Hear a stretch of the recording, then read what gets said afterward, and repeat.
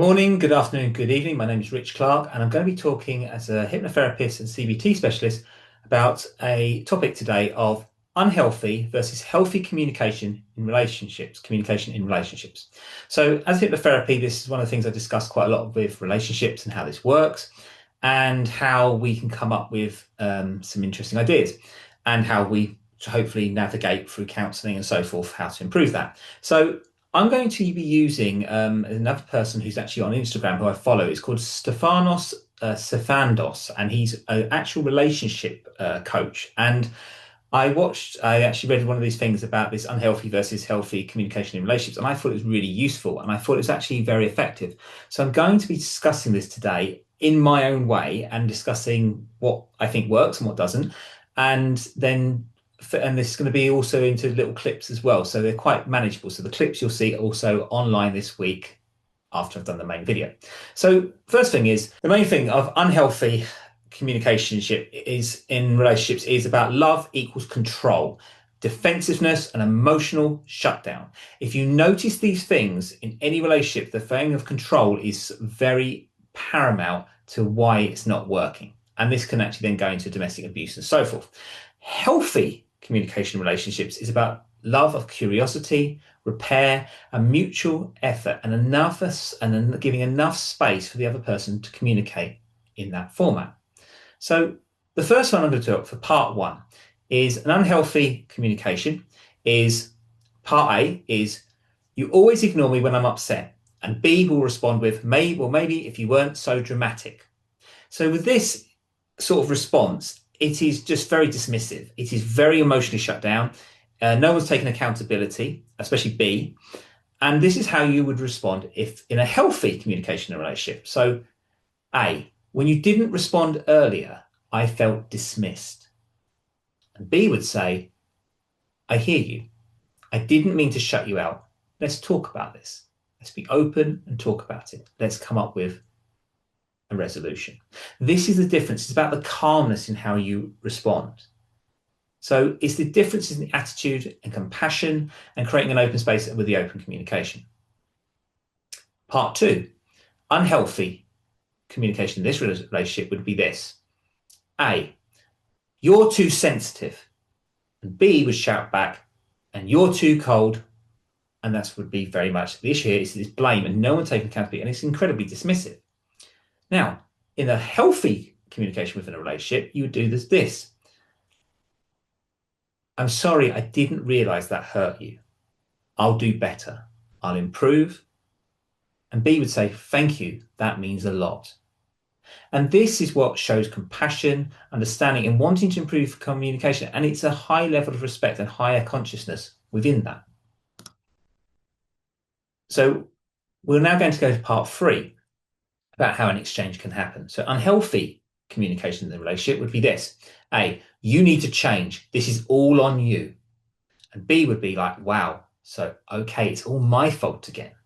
See, the shift of blame, no one's taken accountability and there's no ownership of the bad behavior. And a healthy way of dealing with this would be, I think we're bringing old stuff into this. We're bringing past issues.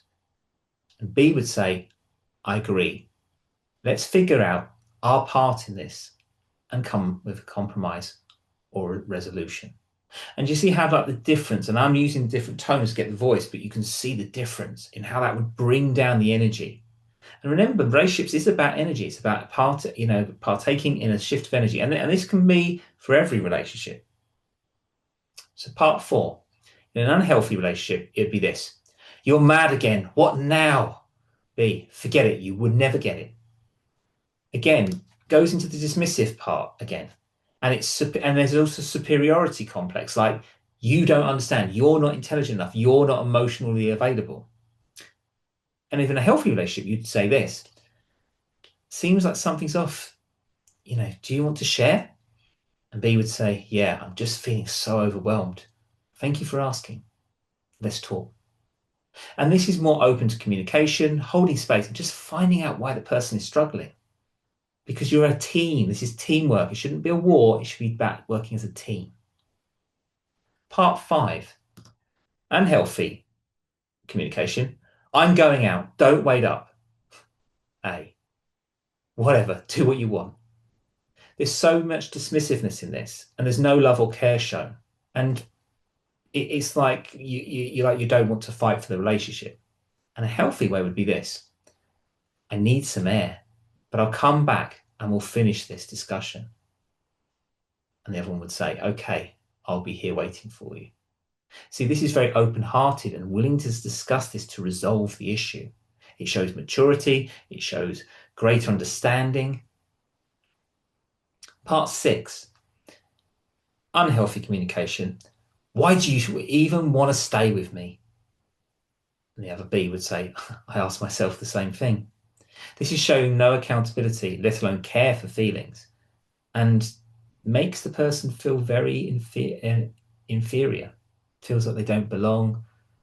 It would make them very upset, and they probably feel the relationship's ending. Now, a healthy response would be this: I'm scared, I'm pushing you away. The other person would say, no, you're not. We're in this together. Even when it's messy, even when it's complicated, we'll get through this. And this shows compassion, loyalty, and a higher level of maturity. Part 7, unhealthy communication is, let's forget this happened. Sure, like always. See, it's the clipping of it. It's the tone as well. It's like nobody wants to own this. The healthy way was, oh, A, that was hard, but I'm glad we stayed through it. And B, yeah, these talks are tough, but they're worth it. And I love you. See, even saying that afterwards would help. It calms down the situation. It's showing that you want to make this work. And these are just things, again, it's amazing when I'm dealing with clients who want to get divorcing. They don't even know how to talk healthy. They're so unhealthy in their responses. So to sum up, like I said before, unhealthy relationships is all about love and control, defensiveness, emotional shutdown. It's immaturity. There's no higher consciousness. There's no compassion. Whereas a healthy, loving relationship would have curiosity, repair, mutual effort of wanting to work as a team. And to conclude, conflict is normal in relationships, but it should feel like teamwork, not a war. So if you are interested in any of my programs to help you with your relationships, whether this is friendships, relationships, family, business, whatever that is, please contact me for a free discovery call at www.richclark.net, and we will discuss the idea of the program which is relevant to you and come up with some solutions. So until then, speak to you soon.